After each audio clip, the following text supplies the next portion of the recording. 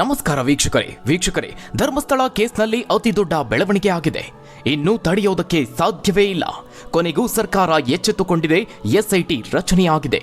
ಪ್ರಕರಣದ ಆರೋಪಿಗಳಿಗೆ ನಡುಕ ಶುರುವಾಗಿದೆ. ಧರ್ಮಸ್ಥಳ ಕೇಸ್ ತೀವ್ರ ಸಂಚಲನ ಮೂಡಿಸಿದೆ. ರಾಷ್ಟ್ರ ಮಟ್ಟದಲ್ಲಿ ಸದ್ದು ಮಾಡ್ತಾ ಇದೆ. ನಿರಂತರವಾಗಿ ನಾವು ಪ್ರಕರಣದ ವರದಿಯನ್ನ ಮಾಡಿದ್ವಿ. ಅದು ಈಗ ಫಲ ಕೊಡ್ತಾ ಇದೆ. ರಾಜ್ಯದ ಜನರ ಒಕ್ಕೊರಲಿನ ಧ್ವನಿಗೆ ಸರ್ಕಾರ ಸೋಲಬೇಕಾಯಿತು. ಕೊನೆಗೂ ಸರ್ಕಾರ ಎಚ್ಚೆತ್ತುಕೊಂಡಿದೆ. ಎಸ್ಐಟಿ ರಚನೆ ಮಾಡಿದೆ. ಇದು ಧರ್ಮಸ್ಥಳ ಕೇಸ್ನಲ್ಲಿ ಮೊದಲ ಗೆಲುವು ಅಂತಲೇ ಹೇಳಬಹುದು. ಮತ್ತೊಂದು ಕಡೆ ಹಲವು ಸಂಘಟನೆಗಳು ಎಸ್ಐಟಿ ತನಿಖೆಗಾಗಿ ಸರ್ಕಾರಕ್ಕೆ ಪತ್ರ ಬರೆದಿದ್ವು. ಅಲ್ಲದೆ ಸೌಜನ್ಯ ಪ್ರಕರಣ, ಧರ್ಮಸ್ಥಳ ಕೇಸ್ಗೆ 1 ಲಕ್ಷ ಸಹಿ ಸಂಗ್ರಹ ಮಾಡುವ ಕೆಲಸವೂ ಆಗ್ತಾ ಇದೆ. ಕೇವಲ ಜನಸಾಮಾನ್ಯರು ಮಾತ್ರವಲ್ಲದೆ ಸೆಲೆಬ್ರಿಟಿಗಳು ಸಹ ಈ ಪ್ರಕರಣದಲ್ಲಿ ಸರ್ಕಾರ ಸೂಕ್ತ ನಿರ್ಧಾರವನ್ನ ತೆಗೆದುಕೊಳ್ಳಬೇಕು ಅಂತ ಆಗ್ರಹಿಸಿದ್ದಾರೆ. ದಿನದಿಂದ ದಿನಕ್ಕೆ ಪ್ರಕರಣ ಹೆಚ್ಚು ತೀವ್ರತೆಯನ್ನ ಪಡೆದುಕೊಳ್ತಾ ಇದೆ. ಕೊನೆಗೂ ಅಳೆದು ತೂಗಿ ವಿಶೇಷ ತನಿಖೆಗೆ ರಾಜ್ಯ ಸರ್ಕಾರ 4 IPS ಅಧಿಕಾರಿಗಳನ್ನ ಒಳಗೊಂಡ ವಿಶೇಷ ತನಿಖಾ ತಂಡವನ್ನ ರಚಿಸಿದೆ. ರಾಜ್ಯದ ಆಂತರಿಕ ಭದ್ರತಾ ವಿಭಾಗದ ಪೊಲೀಸ್ ಮಹಾನಿರ್ದೇಶಕ ಪ್ರಣವ್ ಮೊಹಂತಿ ಅವರ ನೇತೃತ್ವದ ಈ ವಿಶೇಷ ತನಿಖಾ ತಂಡವನ್ನ ರಚನೆ ಮಾಡಲಾಗಿದೆ. ಪ್ರಣವ್ ಮೊಹಂತಿ 1994ರ ಬ್ಯಾಚ್ನ IPS ಅಧಿಕಾರಿಯಾಗಿದ್ದಾರೆ. ಮೂಲತಃ ಒಡಿಶಾದವರಾದ ಅವರು 3 ದಶಕದ ಹಿಂದೆ IPSಗೆ ಸೇರಿ ಕರ್ನಾಟಕ ಸೇವೆಯಲ್ಲಿ ಕೆಲಸವನ್ನ ಮಾಡುತ್ತಿದ್ದಾರೆ. ಹಲವು ಇಲಾಖೆಗಳಲ್ಲಿ ಕೆಲಸ ಮಾಡಿದ ಅನುಭವವನ್ನ ಹೊಂದಿದ್ದಾರೆ. ಇವರ ನೇತೃತ್ವದ ತಂಡದಲ್ಲಿ ನೇಮಕಾತಿ ವಿಭಾಗದ ಉಪ ಪೊಲೀಸ್ ಮಹಾನಿರ್ದೇಶಕ MN ಅನುಚೇತ್, CAR ಕೇಂದ್ರದ ಉಪ ಪೊಲೀಸ್ ಆಯುಕ್ತರಾದ ಸೌಮ್ಯಲತಾ ಮತ್ತು ಆಂತರಿಕ ಭದ್ರತಾ ವಿಭಾಗದ ಪೊಲೀಸ್ ಅಧೀಕ್ಷಕ ಜಿತೇಂದ್ರ ಕುಮಾರ್ ದಯಾಮ ಅವರು ಕೂಡ ಸದಸ್ಯರಾಗಿದ್ದಾರೆ. IPS ಅಧಿಕಾರಿಯಾಗಿರುವ ಅನುಚೇತ್ ಉಪ ಪೊಲೀಸ್ ಮಹಾನಿರೀಕ್ಷಕರಾಗಿದ್ದಾರೆ. 2009ರ ಬ್ಯಾಚ್ನ IPS ಅಧಿಕಾರಿ. 2017ರಲ್ಲಿ ನಡೆದಿದ್ದ ಪತ್ರಕರ್ತೆ ಗೌರಿ ಲಂಕೇಶ್ ಹತ್ಯೆ ಕೇಸ್ನ SIT ಮುಖ್ಯಸ್ಥ ಕೂಡ. ಇನ್ನು ಮಹಿಳಾ IPS ಅಧಿಕಾರಿ ಸೌಮ್ಯಲತಾ ಉಪ ಪೊಲೀಸ್ ಆಯುಕ್ತರಾಗಿ ಕೆಲಸವನ್ನ ಮಾಡುತ್ತಿದ್ದಾರೆ. ಶಾಸಕ ಮುನಿರತ್ನ ವಿರುದ್ಧ ದಾಖಲಾಗಿದ್ದ ಅತ್ಯಾಚಾರ ಕೇಸ್ನ SIT ಟೀಮ್ನ ಸದಸ್ಯ ಕೂಡ ಹೌದು. ಇನ್ನು ಮತ್ತೋರ್ವ IPS ಅಧಿಕಾರಿ ಜಿತೇಂದ್ರ ಕುಮಾರ್ ಆಂತರಿಕ ಭದ್ರತಾ ವಿಭಾಗದ ಪೊಲೀಸ್ ಅಧೀಕ್ಷಕರಾಗಿ ಕೆಲಸವನ್ನ ಮಾಡುತ್ತಿದ್ದಾರೆ. 2019ರ ಬ್ಯಾಚ್ನ IPS ಅಧಿಕಾರಿಯಾಗಿದ್ದಾರೆ. ಸರ್ಕಾರ ಸದ್ಯ SITಯನ್ನೇನೋ ರಚನೆ ಮಾಡಿದೆ. ಆದರೆ ಈ ಪ್ರಕರಣವನ್ನ ಹಾಲಿ ಅಥವಾ ನಿವೃತ್ತ ಹೈಕೋರ್ಟ್ ಅಥವಾ ಸುಪ್ರೀಂ ಕೋರ್ಟ್ ನ್ಯಾಯಾಧೀಶರ ಮೇಲ್ವಿಚಾರಣೆಯಲ್ಲಿ ನಡೆಸಬೇಕು ಅಂತ ಒತ್ತಡ ಹೇರಲಾಗಿತ್ತು. ಆದರೆ ಸರ್ಕಾರ ರಚನೆ ಮಾಡಿರುವ ಈ ತನಿಖಾ ತಂಡದಲ್ಲಿ ನಿವೃತ್ತ ನ್ಯಾಯಾಧೀಶರು ಇಲ್ಲ. ಇದು ದೊಡ್ಡ ಮೈನಸ್ ಪಾಯಿಂಟ್ ಕೂಡ ಹೌದು.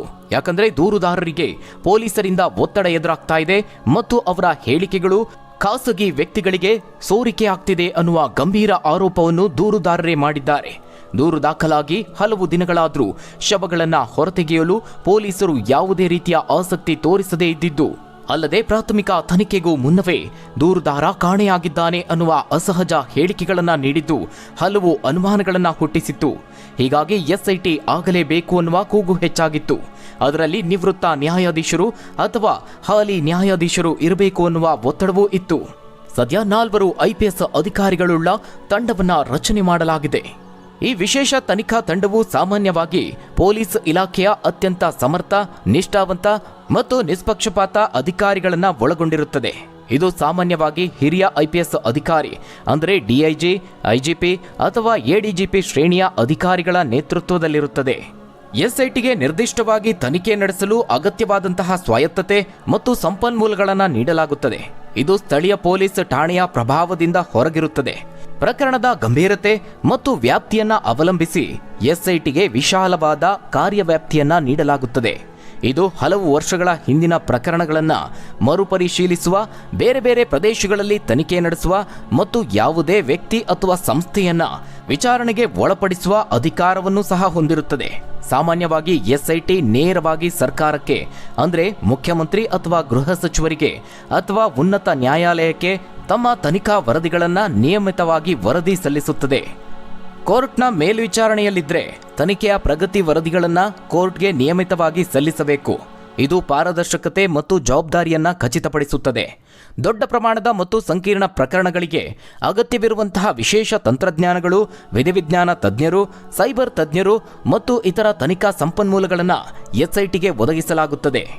ಇನ್ನು ಧರ್ಮಸ್ಥಳ ಕೇಸ್ನ ವಿಚಾರಕ್ಕೆ ಬಂದರೆ ವೀಕ್ಷಕರೇ, ಮೊದಲನೇದಾಗಿ ಈ ಪ್ರಕರಣದಲ್ಲಿ ದೂರುದಾರರ ವಿಶ್ವಾಸಾರ್ಹತೆ ಮತ್ತು ಸುರಕ್ಷತೆ ಒಂದು ದೊಡ್ಡ ಸವಾಲಾಗಿದೆ. 10 ವರ್ಷಗಳ ನಂತರ ದೂರುದಾರರು ಹೇಳಿಕೆ ನೀಡಿರೋದು ಮತ್ತು ಸಾಕ್ಷಿ ಸಂರಕ್ಷಣೆ ನೀಡಿದರೆ ಮಾತ್ರ ಸ್ಥಳ ತೋರಿಸೋದಾಗಿ ಹೇಳಿರೋದು ಈ ತನಿಖೆಗೆ ಎದುರಾಗಿರುವಂತಹ ಸವಾಲುಗಳು. ಕರ್ನಾಟಕದಲ್ಲಿ ಸಾಕ್ಷಿ ಸಂರಕ್ಷಣಾ ನಿಯಮಾವಳಿಗಳು ಅಂದರೆ ವಿಟ್ನೆಸ್ ಪ್ರೊಟೆಕ್ಷನ್ ರೂಲ್ಸ್ ಇವು ಜಾರಿಯಲ್ಲಿದ್ದರೂ ಕೂಡ ಅವುಗಳ ಪರಿಣಾಮಕಾರಿ ಜಾರಿ ಪ್ರಶ್ನಾರ್ಹವಾಗಿದೆ. ಸಾಕ್ಷಿಗೆ ಬೆದರಿಕೆ ಇರುವಾಗ ತಕ್ಷಣ ಭದ್ರತೆ ನೀಡುವುದು ಅತ್ಯಗತ್ಯ. ಇನ್ನು ಎರಡನೇದಾಗಿ ಕಾಲದ ಅಂತರ ಮತ್ತು ಪುರಾವೆಗಳ ಸವಾಲು ತನಿಖೆಗೆ ಮತ್ತೊಂದು ದೊಡ್ಡ ಅಡ್ಡಿಯಾಗಿದೆ ಅಂತಲೇ ಹೇಳಬಹುದು.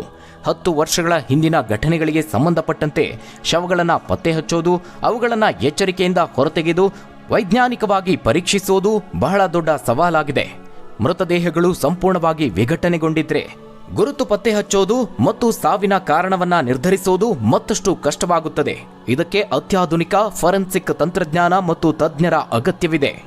ಇನ್ನು ನೂರಾರು ಶವಗಳ ಅವಶೇಷಗಳು ದೊರೆತರೆ ಅತ್ಯಾಚಾರ ಮತ್ತು ಕೊಲೆ ಮಾಡಿದ ವ್ಯಕ್ತಿಗಳನ್ನ ಪತ್ತೆ ಹಚ್ಚಲು ವಿಧಿವಿಜ್ಞಾನ ಸಂಸ್ಥೆಗಳು ಮತ್ತು ಆಧುನಿಕ ತನಿಖಾ ತಂತ್ರಗಳು ನಿರ್ಣಾಯಕ ಪಾತ್ರವನ್ನು ವಹಿಸುತ್ತದೆ.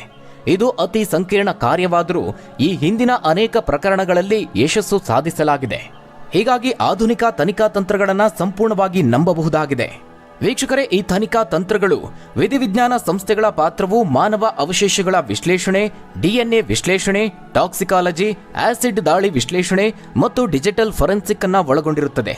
ವಿಧಿವಿಜ್ಞಾನ ಮಾನವಶಾಸ್ತ್ರಜ್ಞರು ಮೂಳೆಗಳು ಮತ್ತು ಇತರ ಮಾನವ ಅವಶೇಷಗಳನ್ನು ವಿಶ್ಲೇಷಿಸಿ ವ್ಯಕ್ತಿಯ ವಯಸ್ಸು, ಲಿಂಗ, ಎತ್ತರ, ಜನಾಂಗೀಯ ಹಿನ್ನೆಲೆ ಮತ್ತು ಗಾಯಗಳನ್ನು ಗುರುತಿಸುತ್ತಾರೆ. ಇನ್ನು DNA ವಿಶ್ಲೇಷಣೆಯ ಪ್ರಯೋಜನ ಏನು ಅಂತ ಕೇಳಿದ್ರೆ, ಮೃತದೇಹಗಳ ಗುರುತು ಪತ್ತೆಗೆ ಮತ್ತು ಅಪರಾಧಿಗಳ DNA ಕುರುಹುಗಳನ್ನು ಸಂಗ್ರಹಿಸಿ ಅವರನ್ನ ಪತ್ತೆ ಹಚ್ಚಲು ಪ್ರಬಲವಾದಂತಹ ಸಾಧನವಾಗಿದೆ. ಇನ್ನು ಟಾಕ್ಸಿಕಾಲಜಿ ವಿಷ ಅಥವಾ ಮಾದಕ ವಸ್ತುಗಳ ಉಪಸ್ಥಿತಿಯನ್ನ ಪತ್ತೆ ಹಚ್ಚಿ ಸಾವಿನ ಕಾರಣ ನಿರ್ಧರಿಸಲು ಸಹಾಯಕವಾಗಿದೆ. ಆಸಿಡ್ ದಾಳಿಗೆ ಒಳಗಾದವರ ಶವಗಳಾದರೆ ಆಸಿಡ್ ಬಗೆ ಮತ್ತು ಅದರ ಪರಿಣಾಮಗಳನ್ನು ವಿಶ್ಲೇಷಿಸಿ ಮಾಹಿತಿಯನ್ನ ಪಡೆಯಬಹುದಾಗಿದೆ. ಇನ್ನು ಡಿಜಿಟಲ್ ಫೊರೆನ್ಸಿಕ್ ತಂತ್ರಜ್ಞಾನದ ಮೂಲಕವಾಗಿ ಹಳೆಯ ಫೋಟೋಗಳು, ವಿಡಿಯೋಗಳು, ಕರೆ ವಿವರಗಳು ಇತ್ಯಾದಿಗಳನ್ನು ಪರಿಶೀಲಿಸಿ ಮಾಹಿತಿಯನ್ನು ಸಂಗ್ರಹಿಸಬಹುದಾಗಿದೆ. ಇನ್ನು ಅಪರಾಧಿಗಳನ್ನ ಪತ್ತೆ ಹಚ್ಚೋದಕ್ಕೆ ತನಿಖಾ ತಂತ್ರಗಳಲ್ಲಿ ಸಾಕ್ಷ್ಯಗಳ ಮರುವಿಶ್ಲೇಷಣೆ, ಕ್ರೈಮ್ ಪ್ಯಾಟರ್ನ್ ಅನಾಲಿಸಿಸ್, ಹಿಂದಿನ ಪ್ರಕರಣಗಳ ಹೋಲಿಕೆ ಮತ್ತು ಮರುಪರಿಶೀಲನೆ ಸೇರಿಕೊಂಡಿವೆ.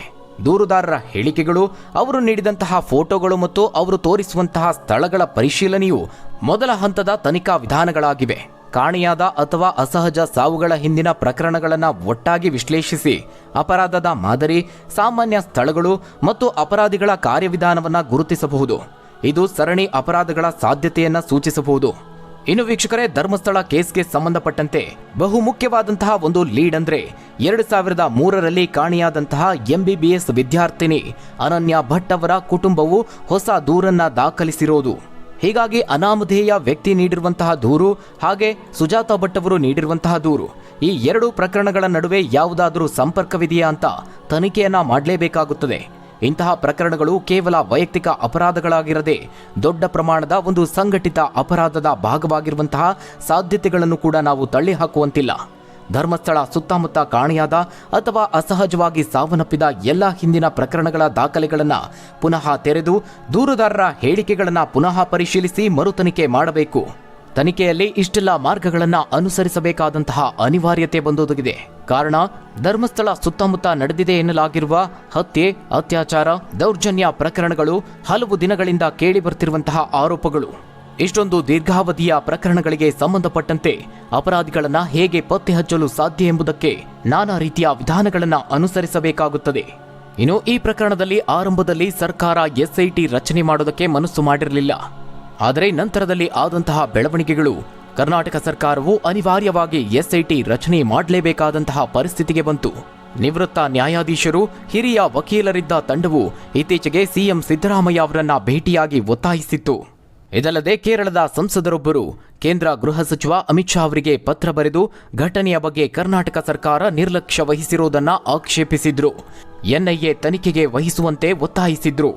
ಈ ಬೆಳವಣಿಗೆಯ ಬೆನ್ನಲ್ಲೇ CM ಸಿದ್ದರಾಮಯ್ಯ ಅವರು SIT ರಚಿಸಿ ಆದೇಶವನ್ನ ಮಾಡಿದ್ದು ಎಲ್ಲ ಪ್ರಕರಣಗಳ ತನಿಖೆ ಮಾಡಿ ಶೀಘ್ರದಲ್ಲೇ ವರದಿ ನೀಡುವಂತೆ ಸೂಚಿಸಿದ್ದಾರೆ. ಕೇರಳದ CPI ಸಂಸದ P. ಸಂತೋಷ್ ಕುಮಾರ್ ಅವರು ಕೇಂದ್ರ ಗೃಹ ಸಚಿವ ಅಮಿತ್ ಶಾ ಅವರಿಗೆ ಪತ್ರ ಬರೆದು ಇತ್ತೀಚಿನ ಬೆಳವಣಿಗೆಗಳು ನಿರ್ಲಕ್ಷಿಸಲಾದ ವಾಸ್ತವವನ್ನ ಮುನ್ನೆಲೆಗೆ ತಂದಿವೆ. ವರ್ಷಗಳಿಂದ ಪ್ರತಿಭಟನೆಗಳು ನಡೆದಿದ್ರೂ ರಾಜ್ಯ ಸರ್ಕಾರ ವಿಶೇಷ ತನಿಖಾ ತಂಡ ರಚಿಸಿಲ್ಲ ಅಂತ ಆರೋಪಿಸಿ ಪ್ರಕರಣದ ತನಿಖೆಯನ್ನ ಎನ್ಐಗೆ ವಹಿಸುವಂತೆ ಒತ್ತಾಯಿಸಿದ್ದಾರೆ. ಇನ್ನು ಎಸ್ಐಟಿ ರಚನೆಯಾದ ನಂತರದಲ್ಲಿ ಈ ಒಂದು ಪ್ರಕರಣ ಮತ್ತಷ್ಟು ತೀವ್ರಗತಿಯನ್ನ ಪಡೆದುಕೊಂಡಿದ್ದು, ಜನಸಾಮಾನ್ಯರು ಮಾತ್ರವಲ್ಲದೆ ಸೆಲೆಬ್ರಿಟಿಗಳು ಕೂಡ ಸೂಕ್ತ ತನಿಖೆಗೆ ಒತ್ತಾಯಿಸಿದ್ದಾರೆ. ಮಾಜಿ ಸಂಸದೆ ನಟಿ ರಮ್ಯಾ, ನಟ ರಾಕೇಶ್ ಅಡಿಗ, ನಟ ಪ್ರಕಾಶ್ ರಾಜ್ ಸೇರಿದಂತೆ ಹಲವರು ಈ ಧರ್ಮಸ್ಥಳ ಕೇಸ್ನಲ್ಲಿ ಸೂಕ್ತವಾದಂತಹ ತನಿಖೆ ನಡೆಸಿ ಸತ್ಯಾಸತ್ಯತೆಯನ್ನ ಬಯಲಿಗೆಳೆಯೋದಕ್ಕೆ ಒತ್ತಾಯಿಸಿದ್ದಾರೆ. ಇನ್ನು ಈ ಒಂದು ತನಿಖೆಗೆ ಸಂಬಂಧಪಟ್ಟಂತೆ ರಾಜ್ಯ ಗೃಹ ಸಚಿವ ಪರಮೇಶ್ವರ್ ಅವರು ಒಂದು ಮುಖ್ಯವಾದಂತಹ ಹೇಳಿಕೆಯನ್ನ ನೀಡಿದ್ದಾರೆ. ಈ ಪ್ರಕರಣವನ್ನ ಸೌಜನ್ಯ ಹತ್ಯೆ ಪ್ರಕರಣದ ಜೊತೆಗೆ ಸೇರಿಸುವಂತಹ ಪ್ರಶ್ನೆಗೆ ಸ್ಪಷ್ಟನೆಯನ್ನ ನೀಡಿದ್ದಾರೆ. ಅವರು ಹೇಳಿರುವ ಪ್ರಕಾರವಾಗಿ ಸೌಜನ್ಯ ಪ್ರಕರಣವನ್ನ ಈ ತನಿಖೆಯೊಳಗೆ ಸೇರಿಸುವಂತಹ ಪ್ರಶ್ನೆಯೇ ಇಲ್ಲ. ನಾವು ಕೇವಲ ಧರ್ಮಸ್ಥಳ ಶವ ಹೂತಿಟ್ಟ ಪ್ರಕರಣವನ್ನ ಮಾತ್ರ ಎಸ್ಐಟಿ ತನಿಖೆಗೆ ಒಪ್ಪಿಸಿದ್ದೇವೆ ಅಂತ ಸ್ಪಷ್ಟಪಡಿಸಿದ್ದಾರೆ. ಒಟ್ಟಾರೆಯಾಗಿ ಈ ಒಂದು ಎಸ್ಐಟಿ ತನಿಖೆಯು ಧರ್ಮಸ್ಥಳದಲ್ಲಿ ಆದಂತಹ ಮತ್ತೊಂದು ಪ್ರಕರಣ ಸೌಜನ್ಯ ಹತ್ಯೆ ಪ್ರಕರಣದ ತನಿಖೆ ಆದಂತೆ ಆಗದೇ ಇರಲಿ ಅನ್ನೋದೇ ನಮ್ಮ ಆಶಯ. ಹಾಗಾದರೆ ವೀಕ್ಷಕರೇ, ಸರ್ಕಾರ ತೆಗೆದುಕೊಂಡಿರುವ ನಿರ್ಧಾರದ ಬಗ್ಗೆ ನೀವೇನಂತೀರಾ? ಎಸ್ಐಟಿ ತನಿಖೆಯಿಂದ ಸತ್ಯಾಸತ್ಯತೆ ಹೊರಬರುತ್ತಾ ಅಥವಾ ಎನ್ಐಎ ತನಿಖೆಯ ಅಗತ್ಯವಿದೆಯಾ? ತಪ್ಪದೇ ನಿಮ್ಮ ಅನಿಸಿಕೆ ಅಭಿಪ್ರಾಯಗಳನ್ನು ಕಮೆಂಟ್ ಮೂಲಕವಾಗಿ ತಿಳಿಸಿ. ಧನ್ಯವಾದಗಳು ವೀಕ್ಷಕರೇ.